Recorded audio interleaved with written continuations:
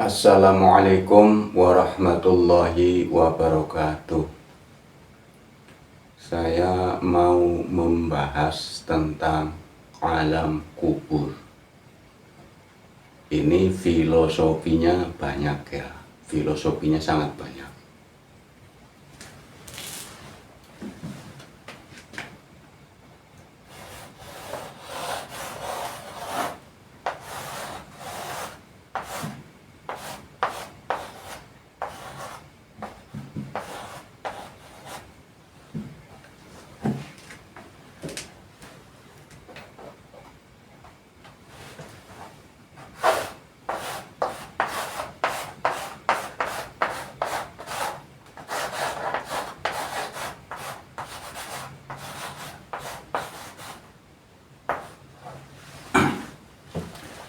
Alam kubur kalau dari bahasa Arab ya, Arabia, alam itu alama ya'lamu ya, berarti pengetahuan, ilmu ya, bukan tempat ya. Alam kan alhamdulillahi rabbil alamin ya, seluruh alam itu termasuk ilmu.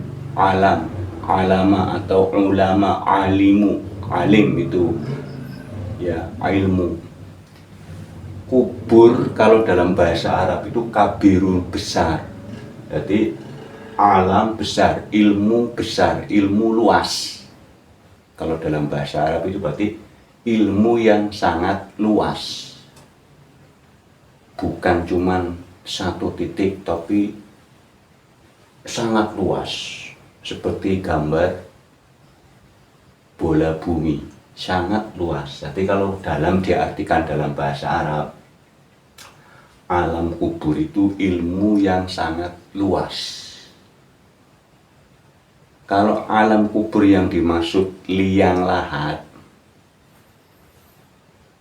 itu adalah sekatan atau fase atau tingkatan ya, ini sangat luas ya. Jangan di saat saya mau mengatakan alam kubur langsung liang lahat, jangan. Nah, kalau dalam bahasa umum di Jawa, alam kubur, alam itu tempat, kubur itu tertutup, tempat yang tertutup. Jadi tempat tertutup itu sangat luas, termasuk hati kita itu tertutup oleh badan, ruh kita juga tertutup oleh badan, jiwa kita juga tertutup oleh badan. Liang lahat itu juga tertutup.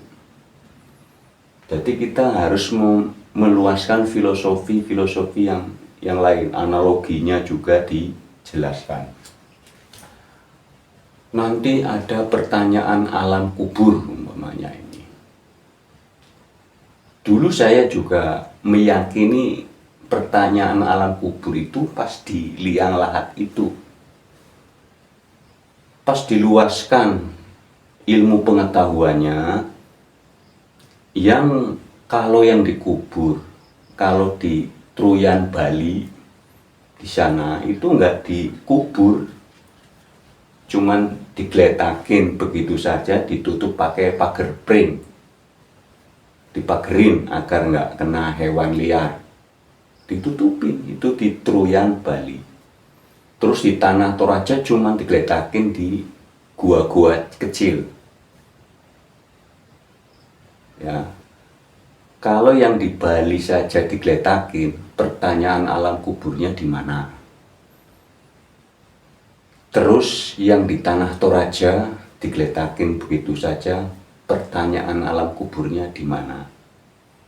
Terus jenazah yang dibakar itu juga pertanyaan alam kuburnya di mana? Ini setelah saya pahami luas. Jadi alam kubur adalah ilmu yang sangat luas, yang terkubur yang kita tidak tahu, sangat banyak sekali ya. Jadi nanti nggak usah takut pertanyaan alam kubur, nggak usah, karena jelas kalimatnya yang kemarin surat Qaf ayat 16. Ini surat Qaf ayat 16.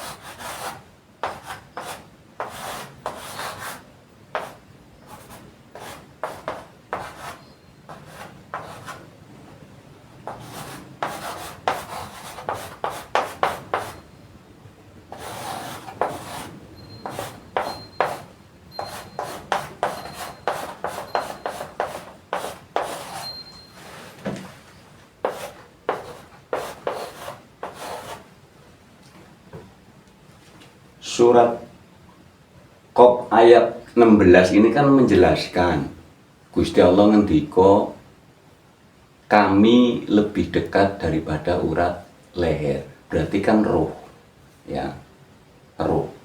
Saya ulangi lagi, berarti Gusti Allah banyak.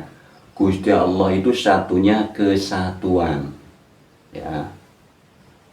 Saya jelaskan lagi, satunya kesatuan. Contohnya, ini saya analogikan angin. Angin itu kan di dalam ada, di dalam perut ada, di luar juga ada. Di Jawa ada, di sana ada, di timur ada, di barat ada, di atas ada, di bawah ada. Itu angin. Apakah angin itu banyak? Tidak, tetap satu. Jadi kita kalau memahami Gusti Allah itu satunya kesatuan, ya, bukan satu biji. Jadi di mana-mana karena di lingkup yang Rabbil Alamin, ya, Tuhan semesta alam. Jadi semesta alam ini sudah dilingkup oleh Tuhan. Jadi kenapa nggak usah takut dengan pertanyaan alam kubur? Karena Gusti Allahnya sudah bersama kita. Ini surat Qaf ayat 16, ini Al-Quran, ya. Saya main data, nggak main katanya. Jadi filosofinya, alam kubur dalam bahasa ilmu, dalam tulisan Arabnya itu ilmu yang besar, ilmu yang luas. Kalau ditulis dengan bahasa Latin, berarti alam yang terkubur, ilmu yang terkubur, pengetahuan kita yang terkubur.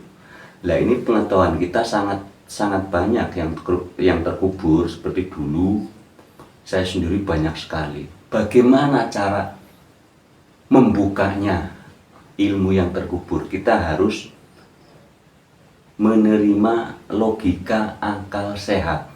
Karena di dalam Al-Quran berulang kali mengatakan la'allakum ta'qilun, la'allakum tatafakkarun, afala ta'qilun, afala tatafakkarun. Sangat banyak. Cara gampangnya, gunakanlah logikamu. Jare Gusti kowe, gunakanlah logikamu. Kalau nggak masuk akal ya jangan diterima. Kalau dipikir-pikir nggak masuk akal ya nggak diterima. Contohnya, pertanyaan alam kubur. Dulu saya meyakini pertanyaan alam kubur itu adanya di liang lahat.